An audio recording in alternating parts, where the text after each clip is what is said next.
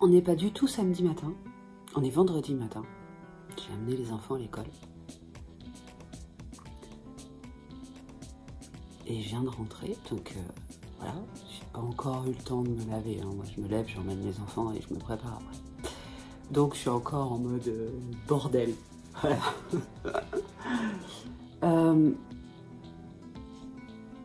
La petite réflexion de ce matin, je me disais que ça pouvait être intéressant de vous la partager.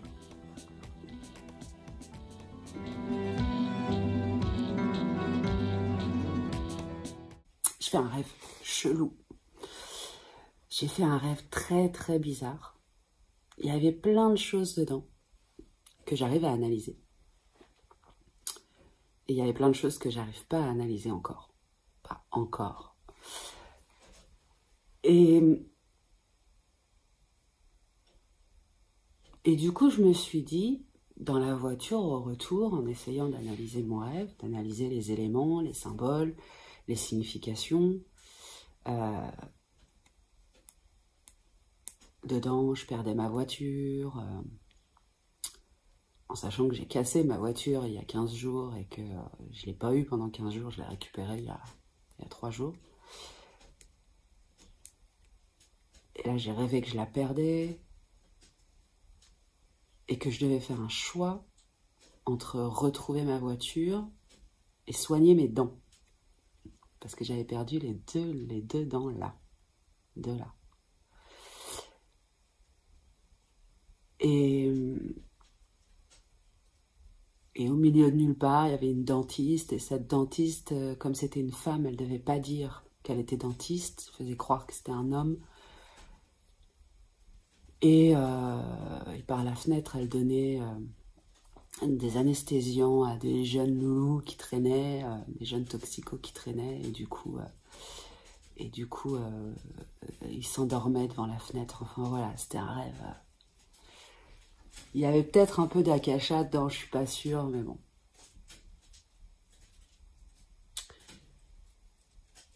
Et la signification de perdre ses dents, je l'ai plus exactement, mais ces deux dents-là,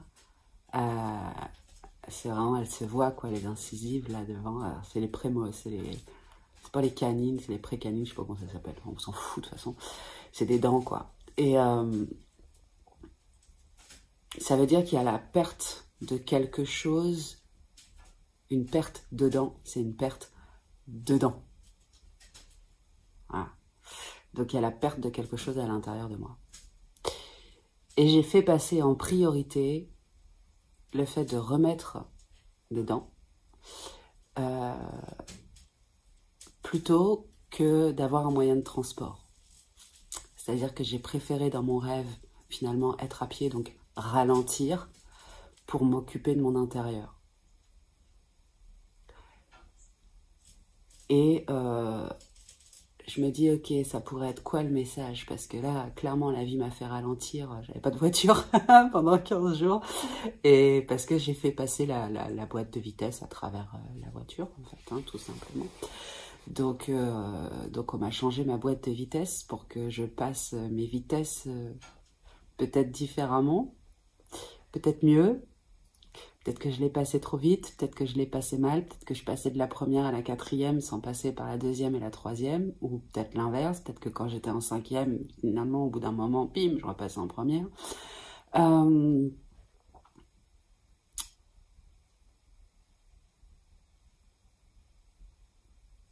Bref, on m'a demandé de débrayer complètement, hein, en gros.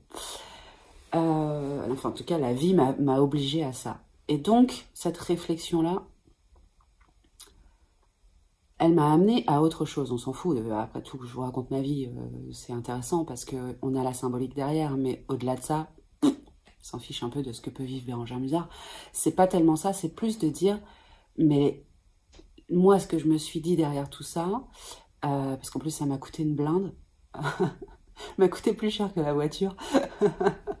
et donc, du coup...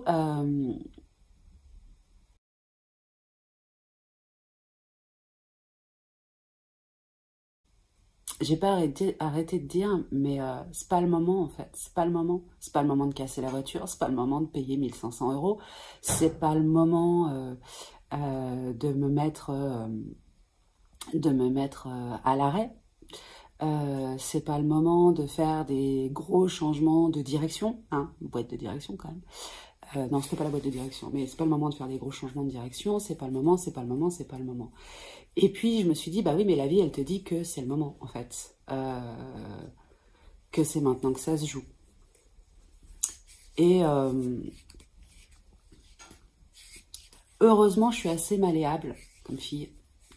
Je maîtrise plutôt bien l'art du lâcher-prise et de me dire « Ok, c'est là, faisons avec ça, il n'y a pas de souci, c'est pas grave. Ok, je les ai pas, les 1500 €, bah, c'est pas grave, je vais les trouver. » Et effectivement, voilà, ça se fait, quoi, en fait. Et ma réflexion de ce matin, c'était de me dire « Mais c'est moi qui bloque, c'est moi qui suis pas prête. C'est moi qui veux pas comprendre et c'est moi qui suis pas prête. » Première réaction que j'ai eue tout de suite dans ma voiture, de me dire, c'est ok, j'ai le droit de pas être prête, j'ai le droit de penser que c'est pas le moment, mais la vie me montre que c'est le moment, donc j'ai le droit de penser que c'est pas le moment, et que je suis pas prête, et que ça bloque. Et là, dans ces cas-là, on voit bien que c'est rien qui bloque, c'est moi qui bloque. Et je crois que c'est important de reconnaître ça quand on fait voilà, quand on est un accompagnant ou quand on est soi-même accompagné, quand on est en thérapie, en coaching, et même en spiritualité, quand on travaille sur soi, même sans forcément être accompagné. D'ailleurs, juste, il y a des moments où on travaille sur soi parce qu'on est en train de lire un bouquin ou parce qu'on a découvert une nouvelle technique et on va la tester soi-même à la maison tranquillou. Et de se dire, bah en fait là, je suis pas prête, là je suis pas prêt, là je peux pas. Pour l'instant, je peux pas. Et c'est pour ça que je dis toujours, pour l'instant. Pour l'instant, j'y arrive pas. Pour l'instant, je comprends pas. Pour l'instant, c'est pas assez clair pour moi. Alors, aujourd'hui, je suis plutôt cool. Je commence à 11 h. Je me suis laissé une petite marge de manœuvre. Je vais faire comme je fais quand j'ai un peu de temps comme ça, que je me laisse un peu de temps. Je vais prendre mon carnet. Et enfin, c'est plus un cahier qu'un carnet. Et je vais écrire tout ça là-dedans. Parce que ça me permet de pouvoir mettre le nez dans le retour après. De me dire, ah ok, là j'avais perçu ça de ça. Donc je vais raconter mon rêve, je vais raconter tout ça, ma réflexion et tout. Et ça me permettra de voir ce qu'il en est. Mais je crois que c'est important de se dire... C'est-à-dire que la vraie question, c'est pas « Oui, mais pourquoi ça bloque? Mais qu'est-ce qui bloque? Mais pourquoi tu veux pas y aller? Et qu'est-ce que c'est que ça ?» Parce que ça, c'est de l'auto-sabotage et ça met encore plus finalement en PLS, comme on dit. Ça met encore plus à l'arrêt, encore plus en enfermement sur soi. Et puis du coup, ça permet pas... ça, je crois que c'est vachement important de plus jamais se dire « Ouais, mais pourquoi j'avance pas? Pourquoi j'y arrive pas ?» Parce qu'en fait, on est vraiment sur un reproche qu'on se fait à soi-même. Et quand on se fait un reproche à soi-même, eh bien, c'est pas le côté spirituello, machin, qui dit que du coup, je focalise sur le problème, donc j'accentue le problème. On n'en est même pas là, en fait. C'est juste de dire que je suis en train de me battre avec moi-même. C'est ma partie qui veut avancer, qui lutte et qui engueule la partie qui n'arrive pas à avancer. C'est pas qu'elle veut pas, c'est qu'elle n'y arrive pas parce qu'il manque un élément. Et tant que cet élément il n'est pas conscientisé, retrouvé, j'allais dire, ben elle peut pas se débloquer. C'est comme si en fait ça me fait penser à... ouais, j'ai trouvé un exemple stupide, mais parfaitement parlant. Vous avez accroché votre vélo avec un cadenas à un poteau et vous avez oublié la clé à la maison. Et au lieu d'être dans la recherche de solutions, de se dire, bon, ben, tant pis, je vais perdre mais je vais pas le perdre en fait. Je vais juste prendre une demi-heure de plus pour rentrer à la maison, chercher mes clés et ouvrir le cadenas. Et ben c'est comme si vous vous mettiez en face de votre vélo et de votre cadenas en disant au cadenas: ouais, mais c'est nul, pourquoi tu veux pas t'ouvrir? Enfin, c'est quand même pas compliqué, hein, tu pourrais libérer le vélo, on pourrait aller bosser. Le cadenas, il va pas s'ouvrir tout seul. Il ne peut pas s'ouvrir tout seul. Il a besoin de la clé. Et la clé, elle est ailleurs, elle est à la maison. Et cette clé, il faut aller la chercher. Donc, au lieu de lâcher prise et de vous dire: bon, eh bien, je vais faire le chemin pour aller chercher la clé et aller ouvrir le cadenas, vous êtes là, vous énervez sur le cadenas qui, de toute façon, ne peut pas s'ouvrir tout seul. Eh bien, c'est exactement la même chose. Quand on est face à un blocage, voilà quoi, arrêtons de nous dire oh mais pourquoi je bloque, j'en ai marre, et trouvons le chemin pour avoir la clé. Alors ok, la difficulté dans notre cas c'est que la clé on ne sait pas où elle est, donc on va être obligé parfois de faire plusieurs chemins. Mais la première chose, en fait, ce qui est magique dans cette vie-là, c'est que finalement, lorsque j'accepte de lâcher prise et de dire ok, je vais faire le chemin pour trouver la clé parce que j'ai pas encore déverrouillé le cadenas et que je me dis je connais pas le chemin, c'est pas grave, je vais commencer par prendre le premier que je trouve et puis ça va peut-être m'emmener ailleurs. Et la vie, elle met tout en place parce qu'elle sent que vous êtes prêt en fait. Voilà, tout simplement.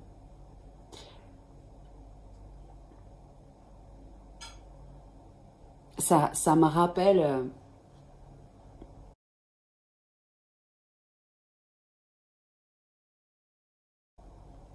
Ça me rappelle, Émilie, tu vas savoir de quoi je parle. Parce que je sais que tu es membre et que tu es abonné et que ça s'est passé avec toi. Et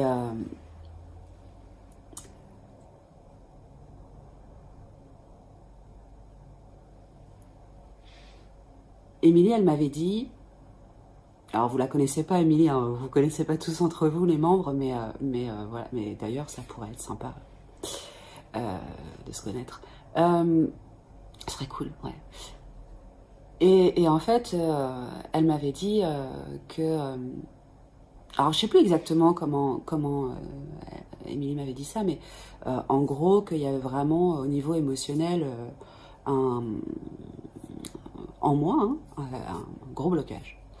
Et je lui avais répondu, je le sais, et c'est vrai, je le sais depuis très longtemps, je le sais, mais je suis pas prête à travailler dessus. Et elle m'avait dit, ok, pas de problème. Et ce qui a été génial, c'est que d'avoir verbalisé, et je crois que ça c'est important d'ailleurs que je le précise, c'est-à-dire que verbaliser les choses, moi je les écris dans un journal, mais je le dis aussi à voix haute. Souvent, je dis là, les gars, les copains, les chéris là-haut, je peux pas faire ça, pas comme ça, ou j'arrive pas à faire ça, ou c'est pas le moment pour moi. Voilà. Et donc là, j'avais verbalisé en disant je suis pas prête en fait, je suis pas prête à débloquer ce truc-là parce que ça me paraît trop énorme ou voilà, je suis pas prête. Et juste d'avoir dit ça en fait, ça a probablement fini de débloquer quelque chose. Et la semaine qui a suivi, j'ai un ami, alors c'est pas vraiment un ami, c'est quelqu'un que j'aime beaucoup, qui a été mon prof de Training Zone à l'Institut des Neurosciences, et qui, pendant ma formation à l'Institut des Neurosciences, m'avait taclé à un moment sur un truc. Et ensuite, ça en était voulu. Et donc, on avait discuté comme ça pendant un moment et on avait découvert plein de choses l'un de l'autre. Et c'était super chouette. Et du coup, on est resté en contact. Et puis une semaine après que Émilie me dise ça, il m'envoie un message et il me dit: oui, Bérangère, ce serait cool qu'on se voit, qu'on papote, qu'on se raconte un peu comment tu vas, comment je vais, etc., etc. Juste qu'on prenne des nouvelles. Et puis au fil de la discussion, il me propose, il me dit ça te dirait de faire une petite séance de coaching sur un blocage que tu voudrais aller débloquer. Et je lui dis, écoute, ouais, j'aimerais bien continuer à bosser sur la dépendance affective. Et il me dit, ok, banco, on y va. Et on fait la séance, et on n'a pas du tout fait la séance sur la dépendance affective. Il m'a emmené en hypnose. Alors, c'était pas vraiment de l'hypnose, mais disons que c'était en visualisation. Et il m'a emmené travailler sur la coupure émotionnelle qu'Émilie avait perçue, en fait. Et quand je suis sortie de la séance, qui a duré quasiment 2 heures, et qui était hyper intéressante, et quand je suis sortie de la séance, on se remercie tout ça, je passe à autre chose, j'étais complètement décalquée, j'avais l'impression, enfin voilà, après une séance, on est un peu dans tous les sens. Le lendemain matin, je me réveille, et je fais « Oh, Émilie !» Et là, je me dis « Waouh, la puissance de la reconnaissance qu'on n'est pas prêt. » Finalement, accepter de dire qu'on n'est pas prêt, c'est commencer à dire « Je vais être prêt à un moment. » Pour l'instant, je ne le suis pas. Et l'univers sait à quel moment ça va être bon, en fait. À quel moment il va falloir aller travailler sur ce qui a été dévoilé. Parce qu'au final, ce qui s'est passé avec Émilie, c'est qu'elle m'a dévoilé quelque chose. Elle ne se rend pas forcément compte. La personne que vous allez voir, là, c'était différent mais avec Émilie. Mais admettons, vous allez chez un thérapeute. Le thérapeute ou le médium vous lâche une bombe. Parce qu'au final, pour vous, c'est une bombe. C'est waouh, comment il a fait ou comment elle a fait pour mettre le doigt là-dessus. C'est chaud patate, c'est quand même. Hein, et en plus, sur un truc, soit je savais pas, je le soupçonnais pas. Et là, ça fait vraiment l'effet crash. Mais ça peut être comme ça s'est passé là, sur quelque chose, soit qu'on soupçonne, soit qu'on connaît déjà, mais sur lequel c'est un terrain où on n'a pas du tout envie d'aller, en fait. Par peur, par tout un tas de raisons, on s'en fout. Mais on n'a pas envie d'y aller. Et du coup, déjà, il y a le principe de révélation. C'est-à-dire que si l'autre en face, peu importe qui il est, parce que c'est même pas obligé que ce soit un médium ou un thérapeute, ça peut être juste un ami ou une amie. Le fait que ce soit révélé, c'est que c'est le moment. C'est que c'est le moment, en vrai, de commencer à réfléchir dessus, de commencer à travailler dessus, de commencer à ce qu'il se passe quelque chose, à ce que ça bouge. Ok ? Donc, même si ça fait l'effet d'une bombe, c'est le moment. Et puis, derrière ça, il y a la réaction que nous, on peut avoir, que vous pouvez avoir ou que nous, on peut avoir. Que le patient, le client, comme vous voulez, on s'en fiche, peut avoir. Et qui va être « Ah ouais, génial, je vais bosser dessus. » Ok, révélation tonitruante, mais on est ok. Ou « Non, je m'y attendais pas, je suis pas prête, ça fait peur, j'ai pas envie, ça m'intéresse pas. » Sauf que l'univers, il s'en fiche que ça vous intéresse pas, que vous ayez pas envie, parce que votre contrat d'âme, c'est votre contrat d'âme, et quand c'est le moment, en fait, tout simplement. Et donc, du coup, derrière ça, il y a la verbalisation, de dire « Ah oui, super, génial, j'y vais », ou de dire « Oh là là, non, pas trop, en fait. Moi, pas envie. Moi, pas d'accord. Non. Fous-y tranquille, hein, comme dit ma sœur. Laisse tranquille. Tu vois, laisse-moi tranquille. » Et en fait, la révélation a déclenché un processus. La verbalisation de prêt, pas prêt déclenche un autre processus qui fait que il y a eu révélation, il y a eu conscientisation, et ben la vie amène ce qui est nécessaire au bon moment.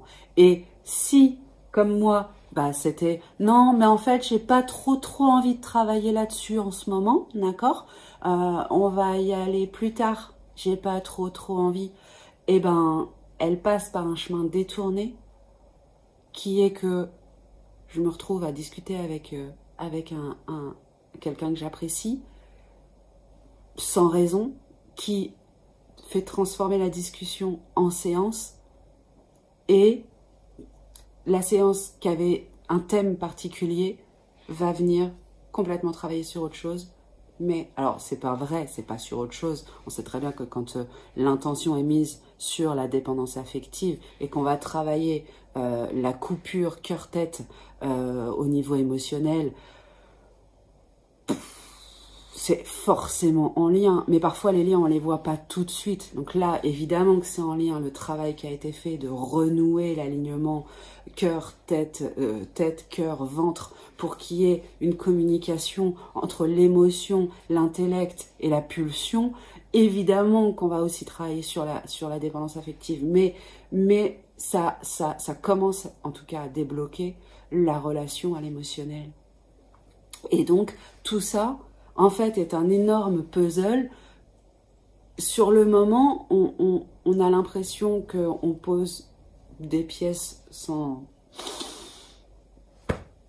raison, et au final, ça s'emboîte parfaitement bien. Mais c'était pas le sujet de ce matin, mais même si à chaque fois ça digresse, et ça fait 20 minutes que je vous parle de plein de trucs, mais voilà, ça, je crois que c'est vachement important de se dire, si c'est révélé, c'est le moment, mais vous avez le droit de dire que c'est pas le moment, parce que du coup, la vie va s'adapter, l'univers va s'adapter à ce que vous pensez pour vous l'amener en douceur. Alors la séance n'a pas été douce derrière parce que bah, ça décanille un peu hein, quand même, hein, voilà. Mais finalement, cette notion de lâcher prise et d'amener comme ça, bah ouais, c'est ok, c'est super, on y va quoi. Voilà. Donc, bah voilà, c'est ça dont je voulais vous parler ce matin, parce que j'y pensais dans ma voiture en revenant d'avoir amené les enfants à l'école. Et voilà, et donc il est 9h, pile poil, chez moi. Et je vais aller me faire une petite douche, tranquillou. Et je vais vous faire des bisous. J'espère que c'est pas trop brouillon, ces petits rendez-vous du matin comme ça. Mais que aussi, surtout, ça vous apporte des choses et des compréhensions et des prises de conscience. Et n'hésitez pas... si vous avez comme ça des sujets de réflexion ou des sujets, parce qu'il y a aussi les entraînements que je vous donne, s'il y a des sujets ou des choses qui vous font envie, bah, en commentaire, n'hésitez pas à me les mettre, comme ça je les traiterai en fait. Voilà, tout simplement. Je vous fais des bisous et puis je vous dis bah, à la prochaine vidéo. On ne sait pas quand, mais il y en aura forcément une. Ciao!